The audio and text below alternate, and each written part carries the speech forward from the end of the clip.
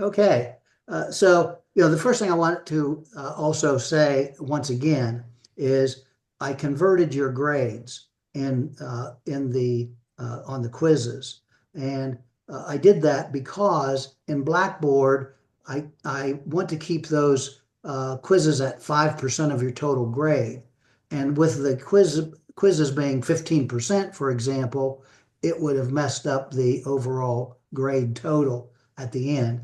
So by making that conversion, I now have it set so that at the end, well, I have to, of course, do quiz 3, 4, and 5 the same way. So be looking for that and don't be alarmed by that. And so when it comes to the end, all I have to do is just look at the grade, and that tells me exactly where you are. Now, I will be, we're probably close to the midterm of of this winter semester. So I'll be giving you after probably this quiz, and maybe even waiting until after the project 1, which I'm going to talk about here in a moment. I'll send you what your grade is, because I know it's kind of difficult to be able to figure out on your own. And I'd like to keep you apprised of what your grade is. Everybody's doing fine at this point. So just keep doing what you're doing as far as studying for the quizzes and things like that. So I did want to take a little bit of time talking about 2 projects that are coming up. Okay, the first one is project 1, and it's going to be due March 24th. March 24th. And when I set this course up, I was planning on having individuals who were actually still who were working in the schools. And so the question that I was asking them, if you worked in a school, is what federal programs were you receiving monies from? And of course, the Catholic schools receive those monies, although oftentimes indirect from the resident public school district, but they do receive those monies. And so therefore we wanted to make sure that you had an idea about that. So, since I know that I have a majority of students aren't in a school, I'm just asking you to review and tell me which federal programs exist currently, and give me a quick explanation of those particular programs. And of course, we're going to be reviewing those now. And before at least Clarissa got here, we were talking about the concerns that we have about the federal government and what's going on right now with federal funding. And we don't know what's going to happen with the U.S. Department of Education, which now is the agency that sends much of those funds out. However, even if the Department of Education gets shut down, my feeling is that the amount of money that schools receive from the federal government, which is meager, quite frankly, probably isn't going to change that much. But there'll be a transition. I guess we just have to wait and go through that. So at this point, you have to learn the old system, and then when the new process comes into play, you'll have to learn a new system. So in project 1, all you have to do is report in a list all of the entitlements, the federal programs, and if you are in a school, the competitive grants that you receive. And if the answer is none, then none. So you just list them and provide what those funds are for. And if you aren't in a school system, then you list all of the entitlements. You don't have to deal with the competitive grants, but just the entitlements. Okay? Does that make sense? Okay. And I think I give you an example of somebody who did it last time I taught the course, so you can see how, set it up with a table and et cetera in a Word document. The next project or another project's coming up, and it won't be until April 14th. So we'll actually have another opportunity to talk about this project.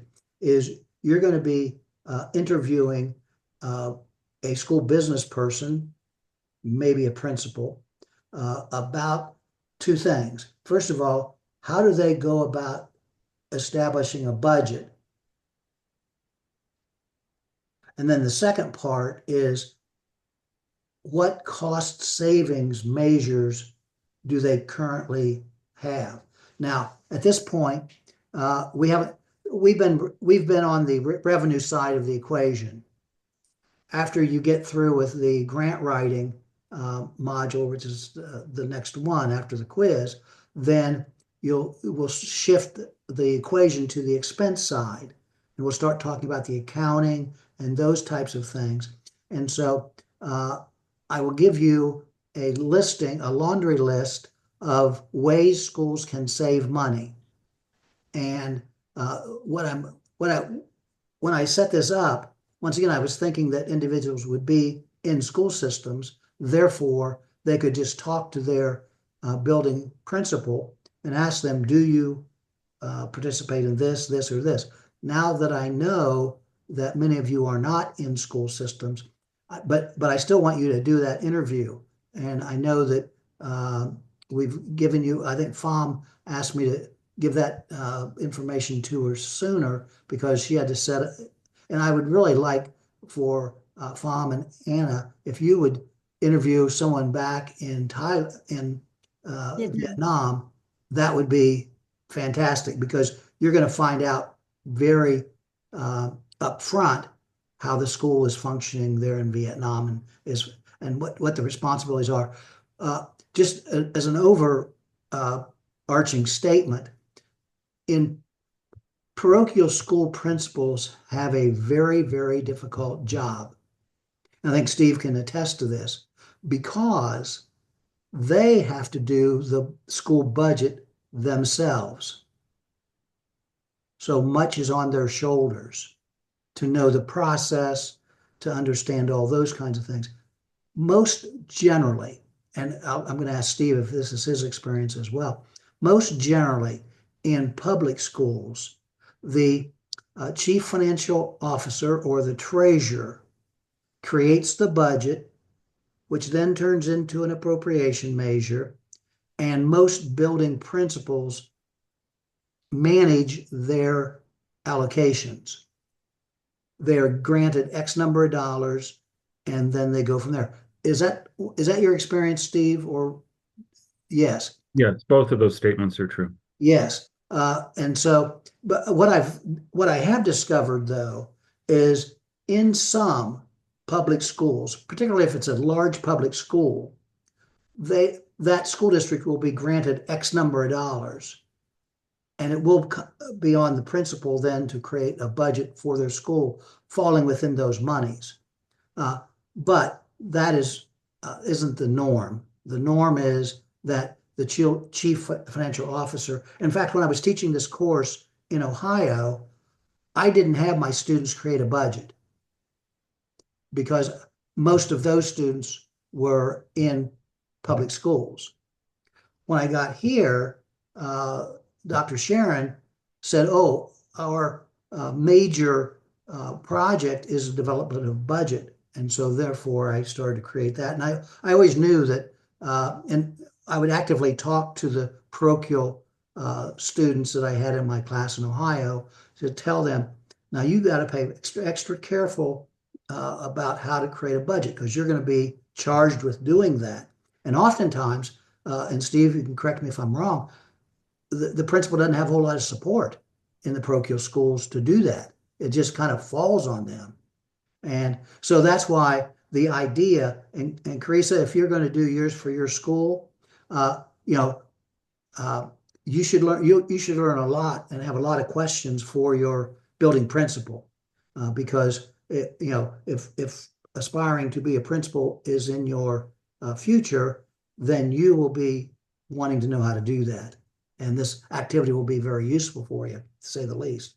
Okay, so once again, I'll give you more information about that interview report as we get close to it, and also I will up the chapter that talks about cost savings is not in this book that you're using right now. It's actually in the second book that I wrote. But I'll give you that chapter. You'll have that chapter to look at to see the various, there's about 10 or 12 different things that I've included. And I must tell you, I'll back up and just give you a little bit of history about the book. So I spent about 2 years writing this book. The reason I wrote the book is because I started teaching students who online could be from all over the country. And I've had students from a variety of different states and even territories. I had a student from Guam who took this course back at Franciscan, and he did a super job. And he and I learned a lot about the Guam education system, to say the least. And so with that being said, I had about 350 pages, I'll say, as a manuscript. I sent it to about 2 or 3 publishers. I didn't get any word back, and I thought, oh well, I'll just have to self-publish it.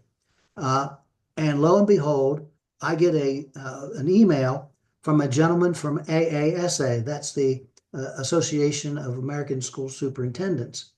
And he said, this is pretty good stuff, but we don't publish books, but we use Rowman and Littlefield to publish our books. I said, great. He gave me a contact number. I sent the manuscript to him. And the first thing out of the guy's mouth was, we only publish books that are around 150 pages. We do not publish books over 150 pages. Can you take this document or this manuscript and chop it down?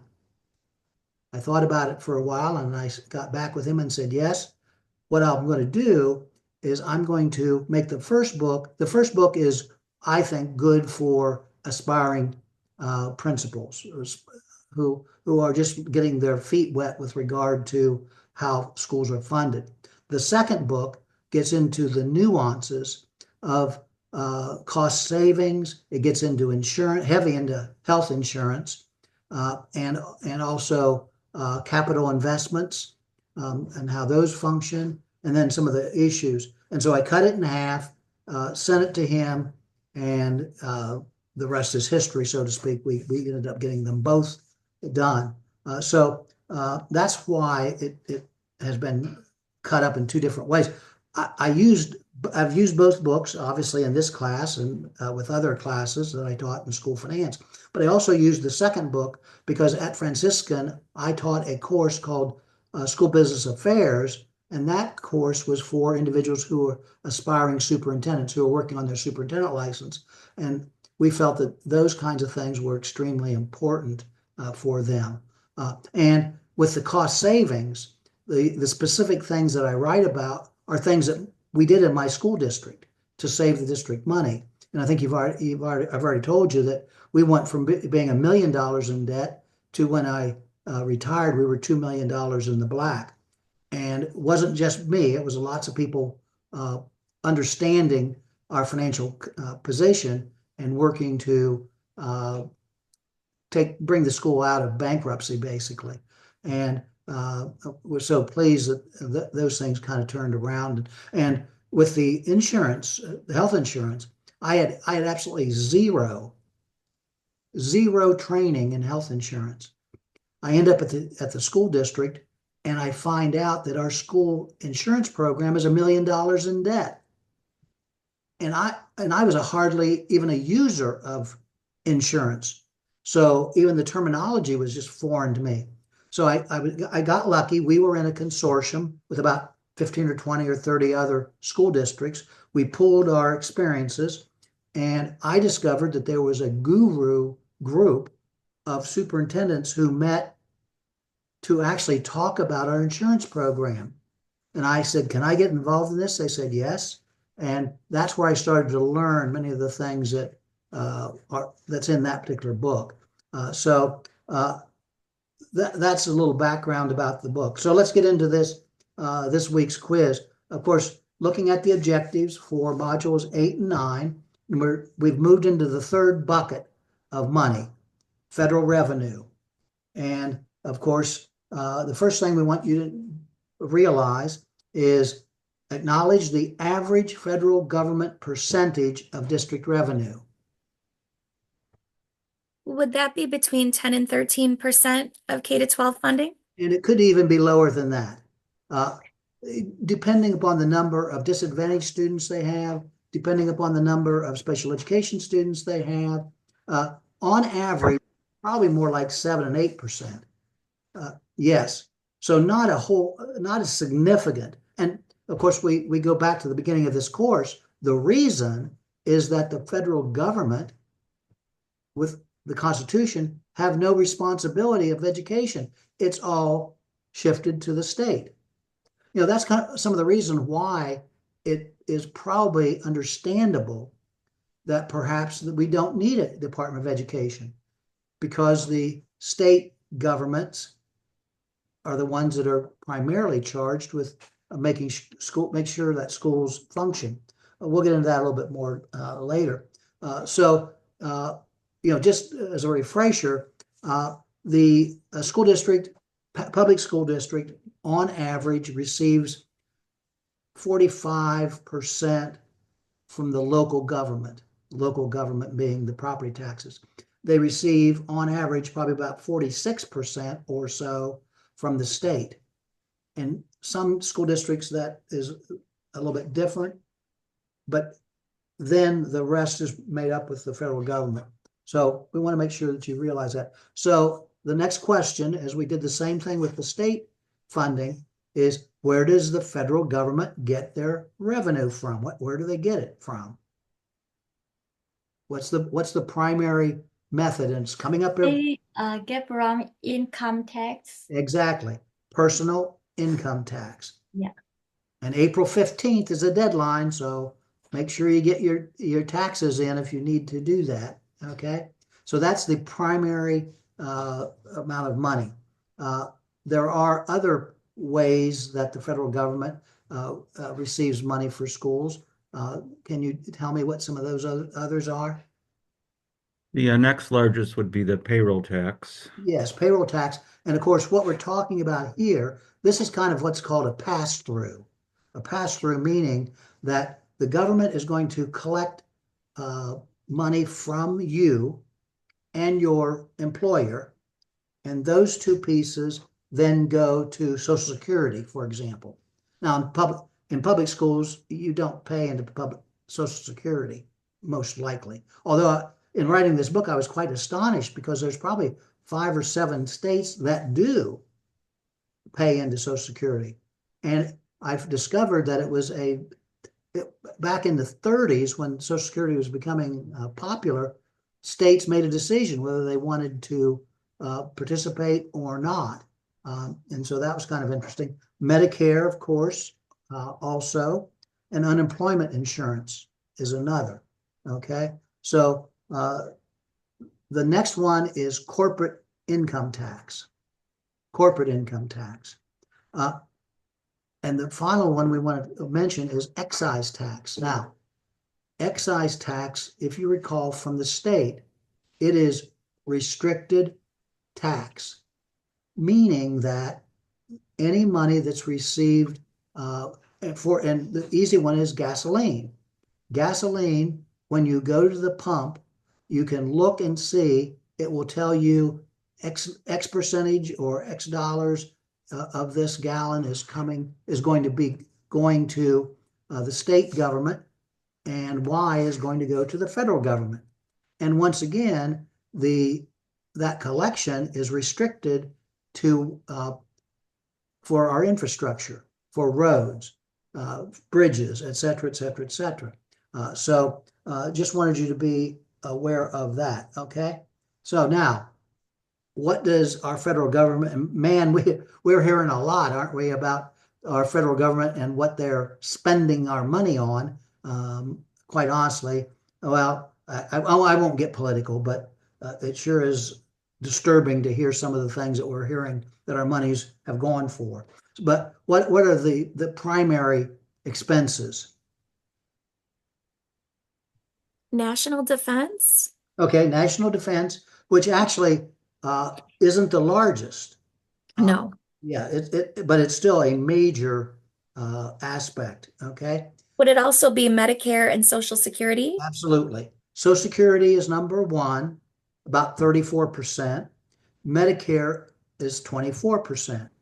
Now, something else that I'll be talking about here in a second. And education is a mere 2%. 2% of our GNP goes to education. And they consider this, the Social Security and Medicare are entitlements, meaning that if you are eligible, you receive it, period. Okay. And it's set up on how much you paid in and how much you will get back. Okay. And so a budget is determined for those expenses. Education and even defense is in a discretionary budget. So the federal government's going to go through two budgetary processes, and you're hearing about one right now, the reconciliation, because we don't have the money in order to fund the government. And Senate, the House already passed a bill, and the Senate is in the process of probably going to pass the bill. And so it appears that we're not going to have a government shutdown, but we have in the past. We've had the government has gone a few days without having the money. And remember this, even though you have a budget, it's that appropriation that you can spend the money out of. And we'll get more into that when you get into the accounting side and the expense side of the class, okay? So the next thing that you need to be aware of is the federal fiscal year. What is the start and end date for the federal fiscal year? That would be October 1st through September 30th. Absolutely, which is the exact same as Michigan. And Ohio is not, and the majority of states are not. The majority of states run from June 1st, June 1st to, no, June 30, July 1 to June 30, okay? Now, for my district, that was a real, well, for schools that are on that fiscal year, it's a real pain. Here's why. The federal government doesn't send you your federal funding until about September or October. So therefore, you have to have a budget in place by June 30th, July 1, and you don't know how much money you're going to get from the federal government. So what schools do is they, number one, use carryover money, and they create what is called a temporary appropriation.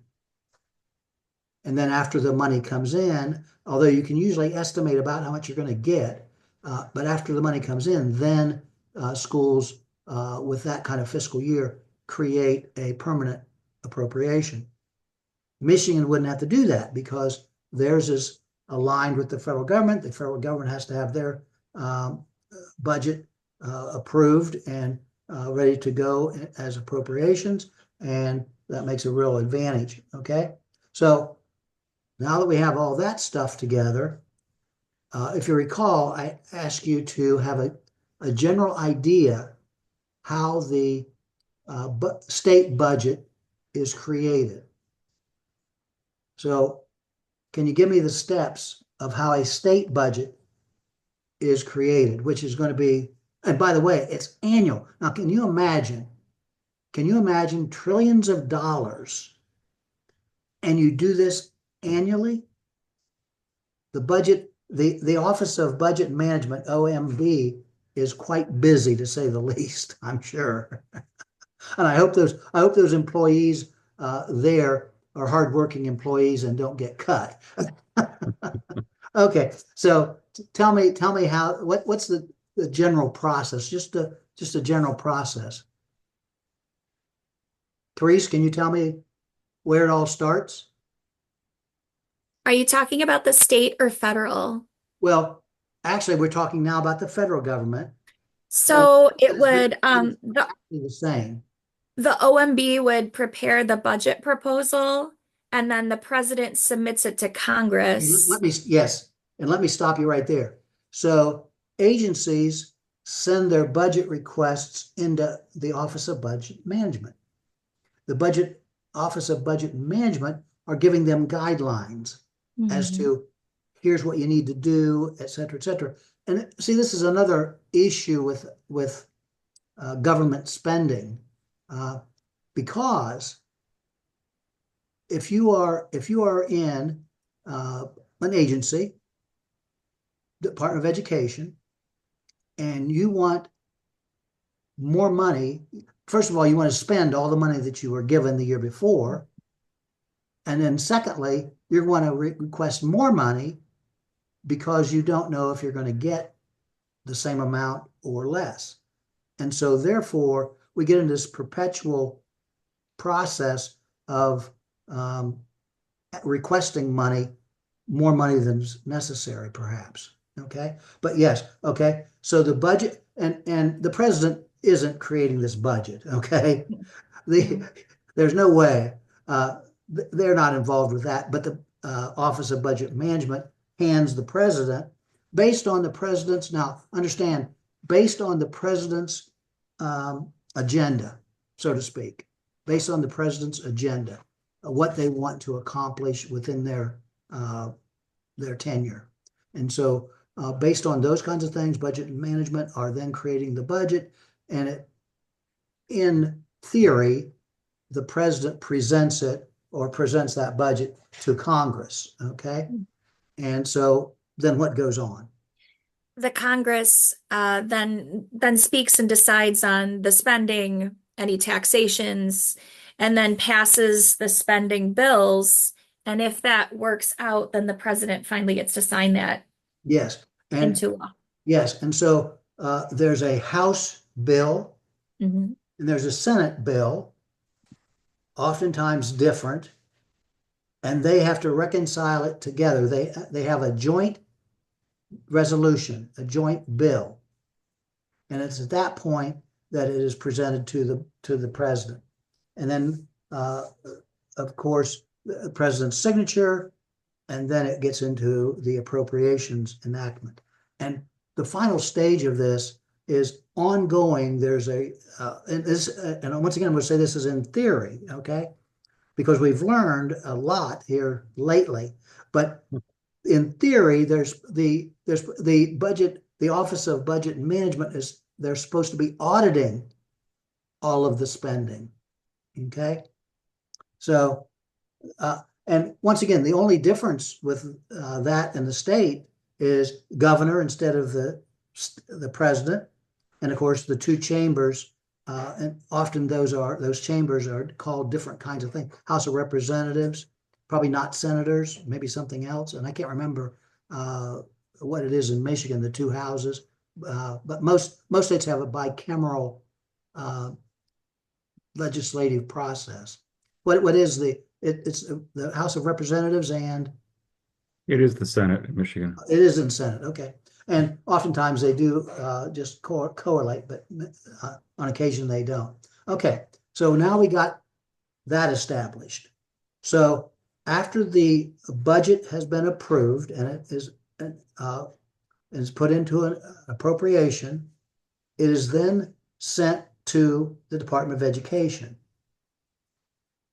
The Department of Education, well, here's the next question. Explain the funding distribution in which traditional, non-public and public schools will receive federal monies. How does that process work? Well, the U.S. Department of Education provides that through the state education agencies, which then provides it to the local education agencies, or what we typically call school districts. Yes, absolutely. Apparently there was a State and Local Transferability Act in 2015 that may have spelled out some details about that. Yeah, yes. And so states must apply. States apply for each one of these various federal programs. You know, given the amount of special education students, for example, that they have in their state, okay, given how many disadvantaged students they have in their state, because the one thing that I hope you just realized that most of the funding from the state is for the vulnerable student populations. Students who are behind it academically, Title I.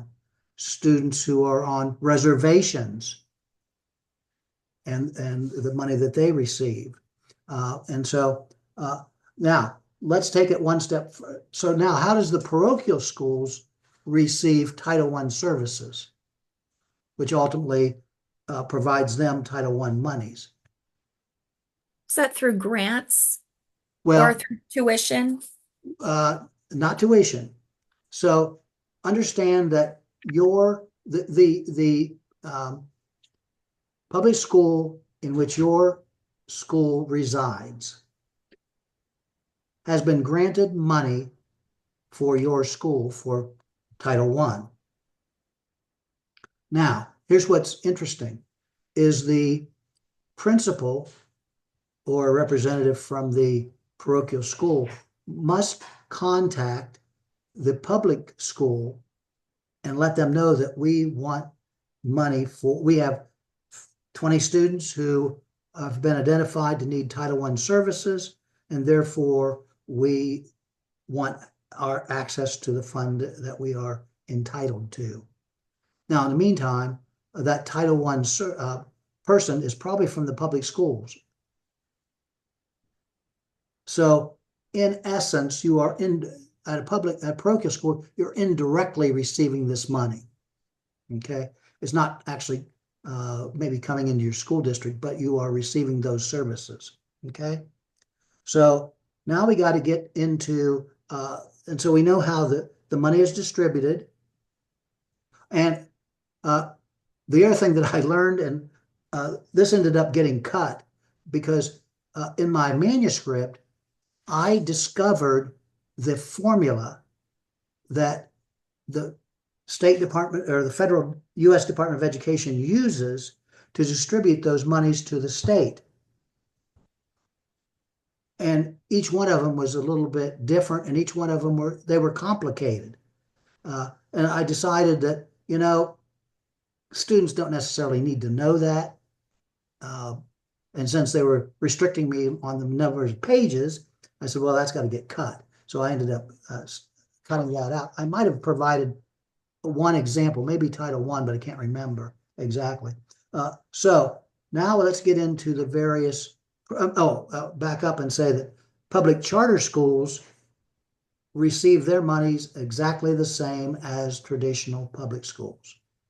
Okay, it's just the non-public schools that do not. Okay, they have to go through their resident district. Okay, so now the question is, what programs are funded by the federal government? I'm going to back up, just as an FYI. So the reason the federal government got involved in providing schools money dates back to the issue that we were in a war, if you will, a Cold War with Russia. And it was felt strongly that the schools were lagging behind in science and math. And so the very first grant that was approved, the entitlement that was approved, was actually called Eisenhower Grant. Now, they've since have changed that name, but it was strictly for providing science instruction to students. That was the primary purpose of it. That's how we got involved. Okay. This was all due to the Sputnik thing. Absolutely. It was the war that we were in this war, and federal government felt that we were woefully behind, and therefore the only way we could catch up is to send money to schools so that they could provide extra. And in general, the idea of this is for the federal government is to provide extra things for the school. Now, in the meantime, we have all these, and Carissa, you'll remember all the various laws that were passed as far as for the vulnerable populations. Those were the things that got started with these monies. The biggest program, without question, is Title I, Part A. That is the largest entitlement that the federal government provides. What are those monies for?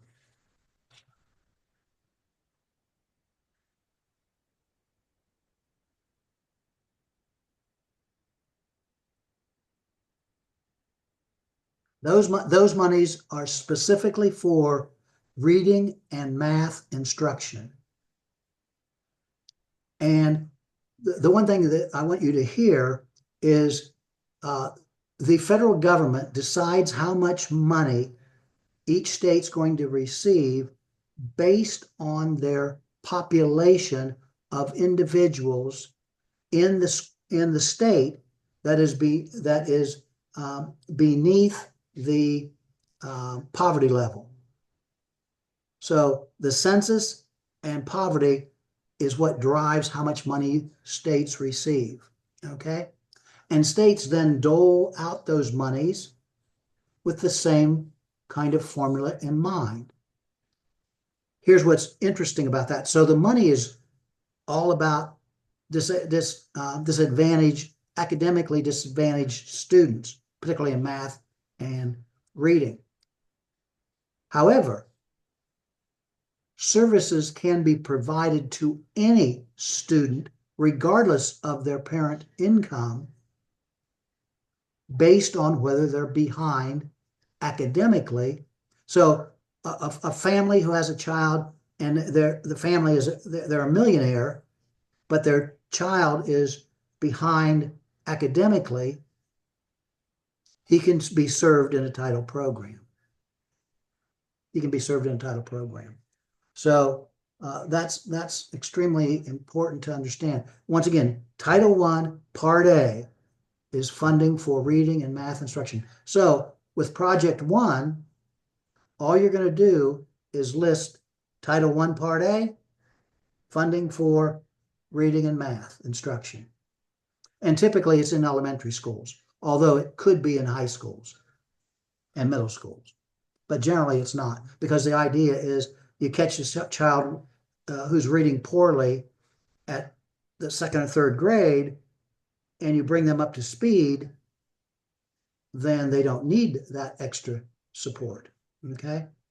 So the next one is Title I, Part C. That's the Education of Migratory Children program. Yes. And this is based on population. Now, another aspect that I think is worth noting is school districts, if a child comes to their doorstep, it doesn't matter if that child is legal migrant or an illegal migrant. We are required to educate them. Same thing is true with homeless. If a homeless child shows up at the education's door, we are required to educate them. The other thing that's challenging is that with the migrant children, we have to educate them in their native language, which causes another extraordinary challenge. And my home state, Springfield, Ohio, was in the news because Springfield, Ohio has a population of about 60,000 individuals. There were about 30,000 Haitians that were dropped in to that school district. Can you imagine the stress that put on that school district? Unbelievable. And the stress that was put on the community because of the services that were needed. And in the meantime, no choice. You've got to educate them. So therefore, and once again, I'll make this really easy to understand. If, for example, you would be in West Virginia, and I'll just pull a state out of would work. If you are in West Virginia and there were no migratory children in West Virginia, you don't receive any money because you have no migrant children. If you have a large population of migrant children, you're going to receive more money than if not. Now, to be honest with you, I don't know how they counted migrant children. I'm not sure how that was done. But anyway, that's Title I, Part C. Okay. Now we get into Title II, Part A. That's supports, funding. Oh, go ahead, Steve. That's okay. Teacher recruitment and training. Yes, it supports effective instruction. And the funds there are to support high quality teachers for low income families or students primarily. Okay. Although with this staff development that might be received, and that's typically what this money goes for, is professional development, you could receive those funds, and from there you could teach all students with the professional development activities that you received. But in general, it was it supports high quality instruction for low income families. Okay. Now we get into Title II, Part B.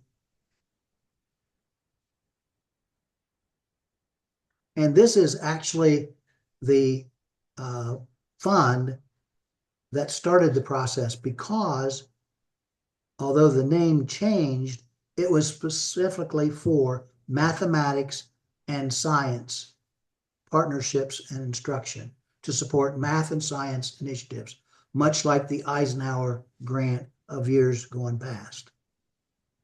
Once again, there's a formula to figure out how much a state receives, and on average, another threshold or another item in that formula is how many students do you have?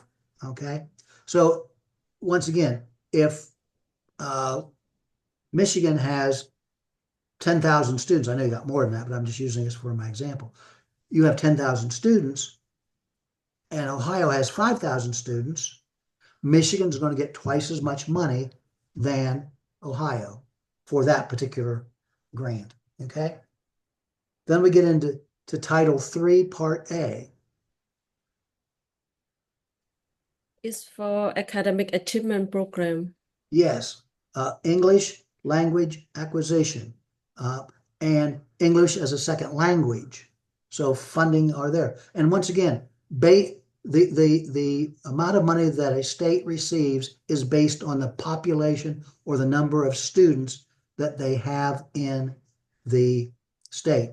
And so the simple formula is you take the amount of money that was granted to for that particular fund or that program, and you divide that into the number of students that you have in your state.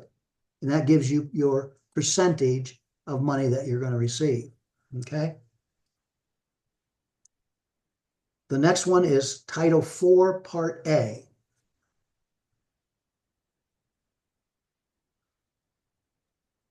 Student support and academic enrichment program. Yes, student support and academic enrichment. And it's, once again, to strengthen student learning. Okay, to strengthen student learning. Now, I don't expect you to do not memorize all of these. Okay, you do not have to know. You don't spend time memorizing these. I don't expect you to know these. Okay, I want you to know Title I. I want you to know that Title I is based on on the population of individual or of families that are in the beneath the poverty line, according to federal statements. But you don't have to know all of these. I don't expect you to know all of these. Okay, but I really just want you to hear them. Okay, so I didn't tell you this, I guess. Before I was a superintendent, I was in the same school district, but my title was Director of Federal Programs. So my charge was to lead and to make sure all the applications were in order, that we were spending the money as it was intended to be spent, and things such as that. Just as another aside, so let's go back to just Title I. I just want you to hear me. So there are allowable expenses for each one of these programs. In Title I, the allowable expenses are the teachers who deliver the math and reading instruction for those students. And it can either be in a pull-out program or it can be a whole school program. If you have a high percentage of students who are in poverty in your school, then you can provide, or you can use these monies for all the students in your school. But if not, it's a pull-out program, and only the instructors' salaries for that can be used. You can also buy software, math and reading software that's used in that program. You can buy with the instruction, their benefits can also be taken out of that particular fund. The computers, if they have computers for that program, you can use that monies for that as well. Okay, so on average, every one of these programs have allowable expenses, and they do change based on the program. But once again, I don't expect you to. I just want you to hear that. Okay, heck, maybe someday one of you will be a director of federal programs, and you'll have to manage these programs. Okay, my school did not have any migrant children, so we didn't receive that grant. We didn't have any ESL students. We didn't get any money there, but we did receive Part 2, and Title I was our biggest funder. And my salary as the director, a portion of it came out of the Title I monies, a portion of it came out of the 21st century was another one that we had as well. So now we're up to Title IV, Part A. Now we go to Title IV, another Title IV, Part A, which is 21st century communities. This is strictly for states. States are given money to promote parental involvement, okay, for parental involvement. And that's, by the way, back to Title I, another part of that application is you have to tell in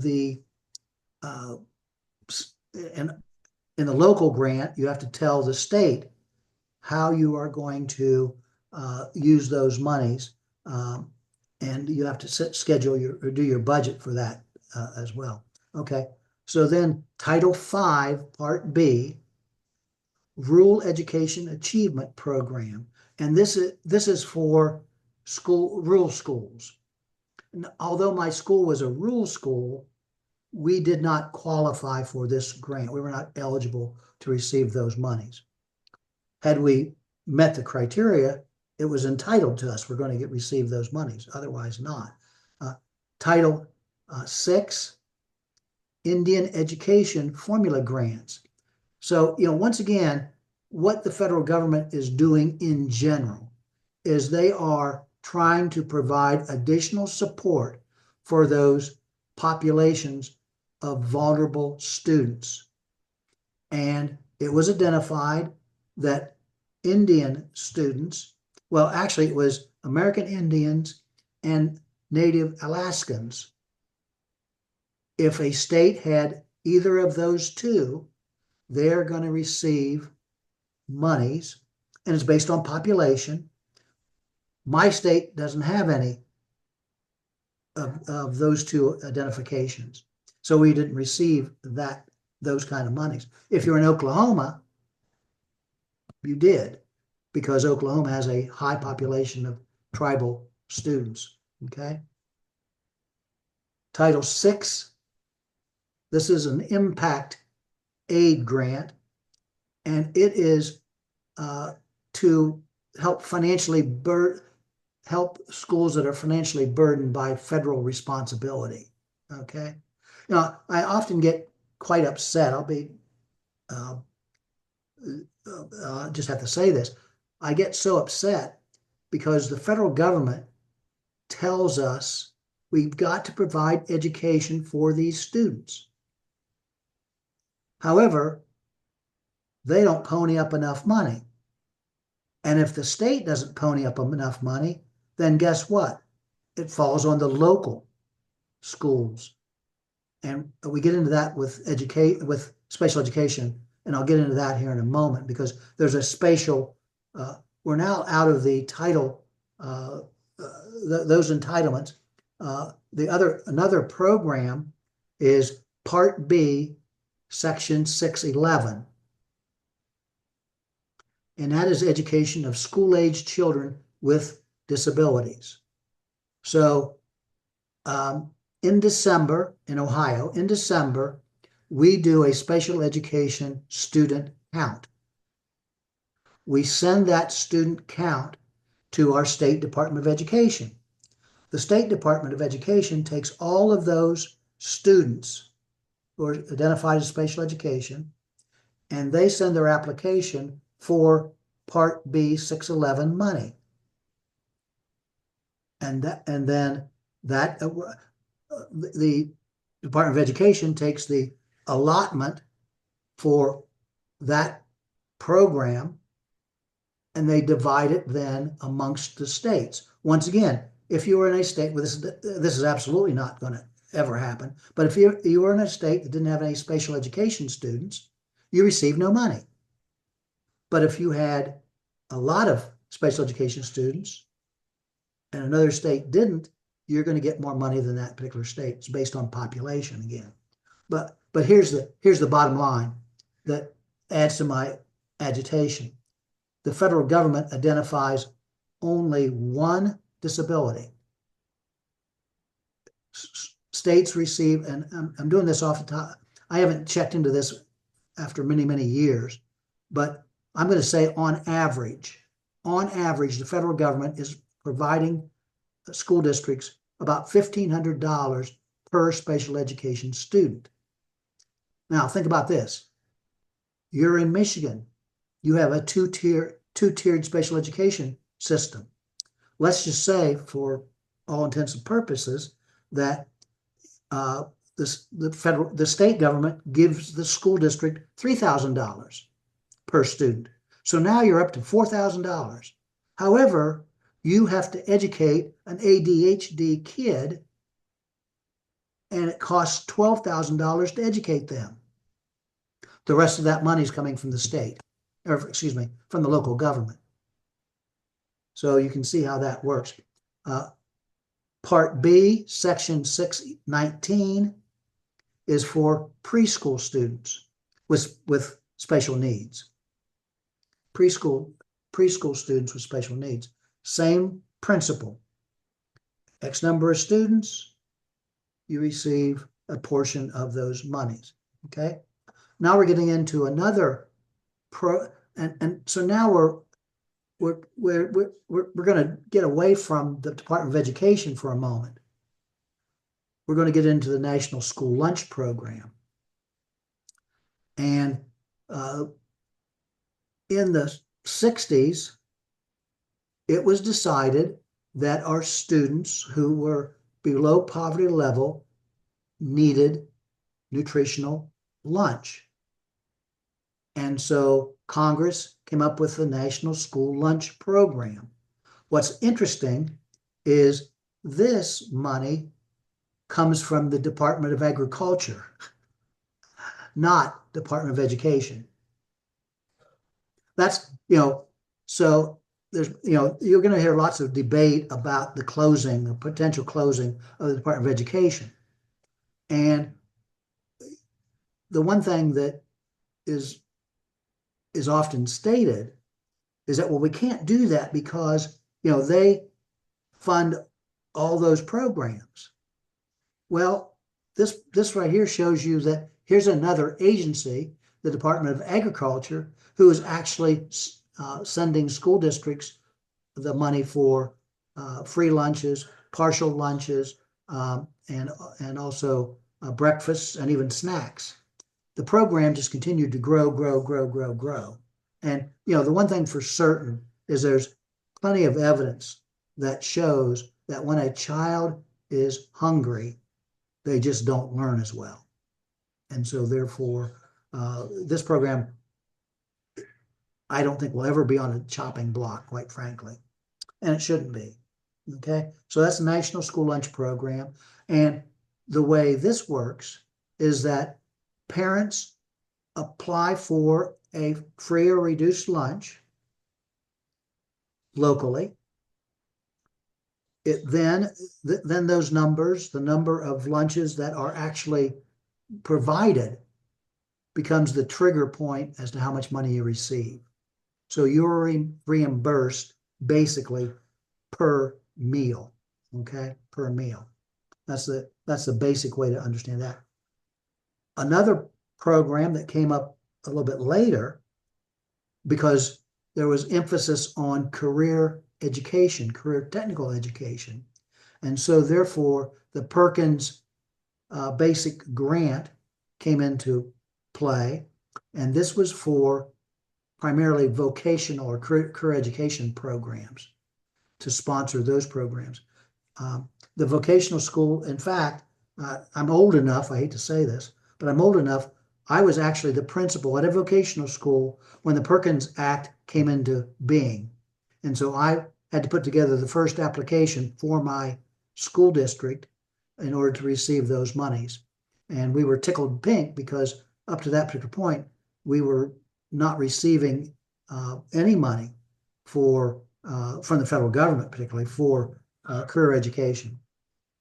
Another one that has come up later has been the E-rate discounts. And so as it became more and more apparent that technology was coming into the schools and internet was important, the federal government came up with this particular program, and it's not funded by the federal government, so to speak, but it is a reduction on your internet connectivity and other things that are allowable expenses for school districts. And you have to apply for that on an annual basis as well. Okay. So there's only two more of these. The next one is another interesting one. It's called School-Based Medicaid Program. This program is funded by the state, funded by the federal government because it's a Medicaid program, but the monies go to the state. And therefore, school districts can apply to the state to receive funds for students who receive Medicaid services. Okay. And it's my understanding, my school district didn't get involved with this. The way you have to account for all those kinds of things, I understand it's quite a tedious process. Steve, were you ever involved in the Medicaid program?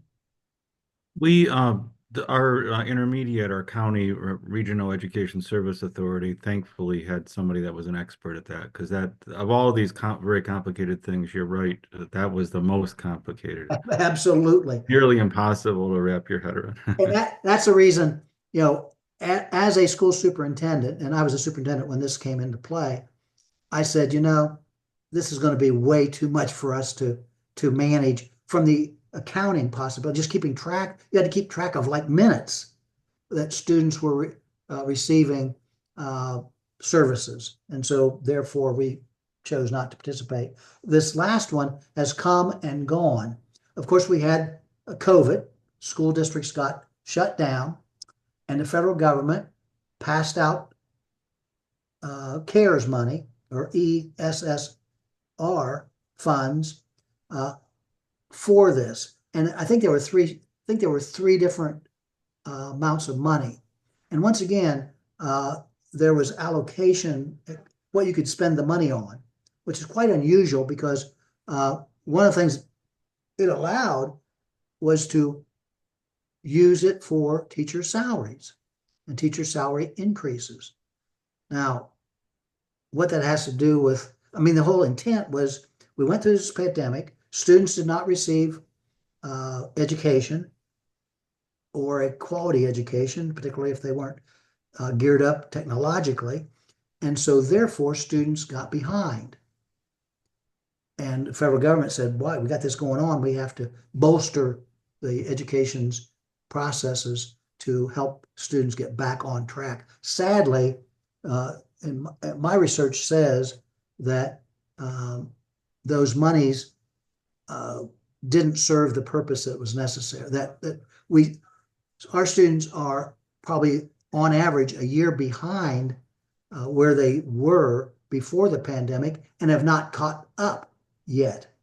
That's what I have found. Okay, so quite a laundry list of programs. Once again, I'm not expecting you to know the program, so don't worry about the program. Understand how Title I works. Understand the general process that the money gets to the parochial school as well as to and let's go back to with the parochial school. Parochial schools on average receive once again indirectly receive monies for special education students. Students are provided special education if they're identified, and the resident school district is responsible to provide that education. So oftentimes they bring a student into the school, the teacher into the school in order to teach students who have disabilities. Okay, and on average, Title I and special education are the two biggest programs. That and the food service. Now, Carissa, does your school participate in free and reduced lunches? We do not. Yep. You know, last time I taught this course, I was stunned because this does not happen in Ohio schools. I would say the majority of Ohio schools with parochial schools, they participate in the state, in the national lunch program. But what I discovered is that many school districts in Michigan do not. Most parochial schools do not. They have students get their lunches, basically parents, well, explain to them how your lunch program works, Teresa. Well, my lunch program is kind of interesting. So we actually, obviously they can carry their lunch in, or we get this system called Boonly where the parents can go in and order things a la carte per whatever days that the children would like to do it. And then because we are on a campus with two high schools, the food is prepared at one of the high schools, and then it's just brought over to our school so that the kids, we have a printout of what everyone's getting, and then the kids go up and they get their hot lunch for the day. And parents also pay in for a pizza program. So twice a month, the kids who get pizza or whose parents ordered pizza get pizza from the parents. And so the individual who was in my class last time told me that the parents and the children were above average as far as incomes were concerned. And so as a result, what they do there, similar process, but the students actually ordered, or the meals were actually ordered from a local restaurant and brought into the school. And I went, I've never heard of this ever before. We honestly used to do that. I mean, so this is my 21st year at school, but back maybe 15 years ago, they did the same sort of thing where one day was like McDonald's, Subway, and one way was Wendy's, and they would do the same thing, but that filtered out a while ago. Yeah. And so anyway, that's kind of interesting. There's one other program that I didn't mention. I want to make sure that I do mention, and that is Title VII, Subtitle B, which is the Education for Homeless Children and Youth Program. And once again, it's based on population, the number of students that you have that is classified as homeless. And the state will receive X number of dollars per the number of homeless children they have. What's interesting about this program is when you think of homeless, you think of a student who has no home. Okay. Well, in the law, they classify various categories of homeless. For example, if a child lives in a home that has 3 families living there, they could be classified as homeless. So it doesn't necessarily need, they don't necessarily need to be living under a bridge, so to speak. And once again, I can't remember there's about 5 or 6 different categories. And I was quite surprised because we decided to run this program through our Educational Service Center, which is like your intermediate education centers there in Michigan.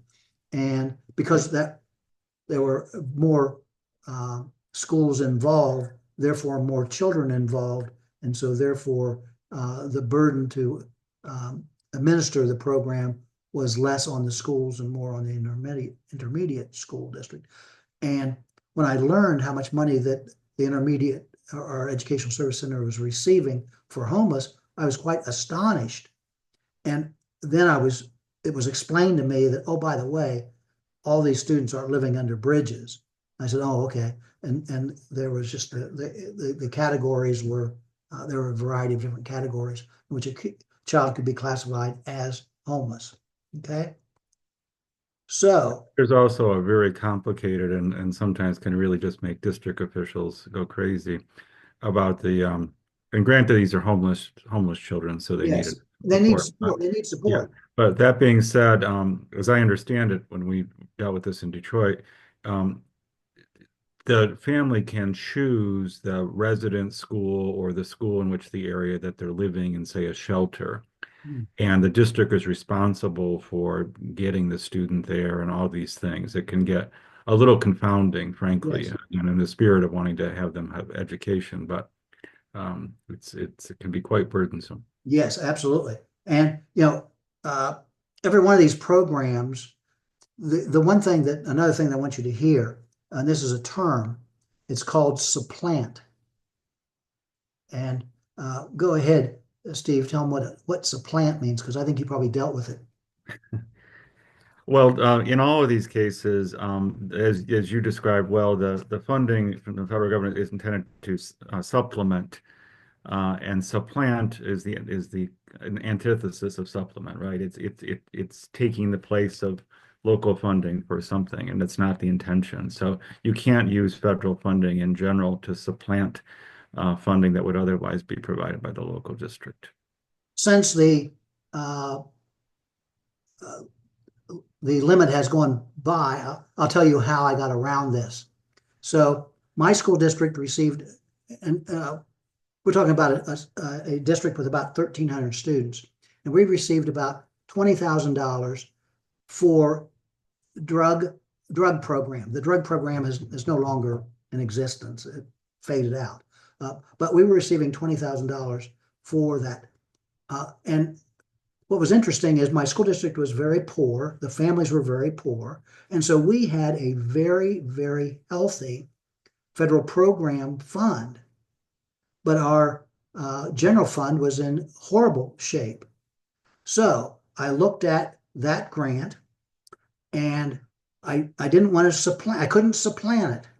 So here's what I did. I went to my union and I said, we're going to lay off the school nurse. And we're going to hire her back at 0.6 FTE.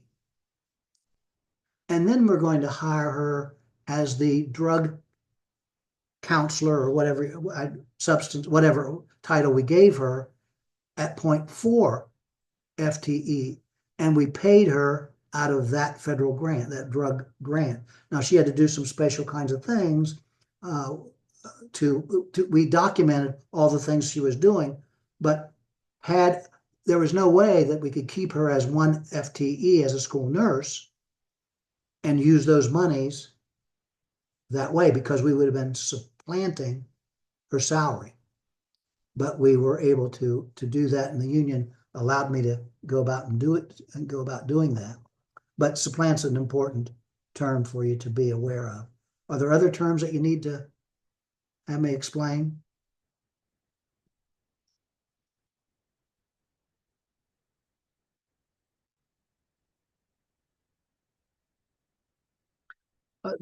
Another one that I want to make sure that you hear is LEA. So with these federal grants, you'll often hear the term SEA and LEA. SEA stands for the State Education Agency, which is usually your Department of Education at the state level. And then LEA is the school district, local education agency. And so oftentimes you hear that those two terms put into place.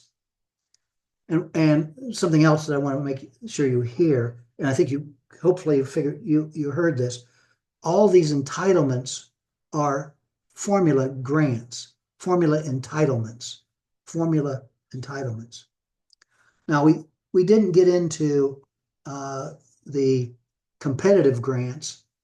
The Federal Department of Education has lots of federal grants. We've heard about some of those here with Doge, and some of those grants brought quite a big amount of money for certain kinds of things that the federal government was trying to quote unquote promote. And of course, the DEI was the thing that was being promoted in lots of cases. So those are competitive grants. Very hard to get, I always found. I never had any luck in ever getting one. Okay. Any other questions? Well, keep up the good work. I will have this posted on YouTube, and I'll send you the link so you can kind of review things. Once again, make sure don't spend time memorizing all these federal programs. I don't expect you to know them all, but you will provide that in your project one, that listing. Okay. With that, anything else? Thank you, Dr. Bourne. Okay. Good luck. Keep plugging away. Thank you all. Have a good evening. You. Thank you. You also. Bye-bye. Bye.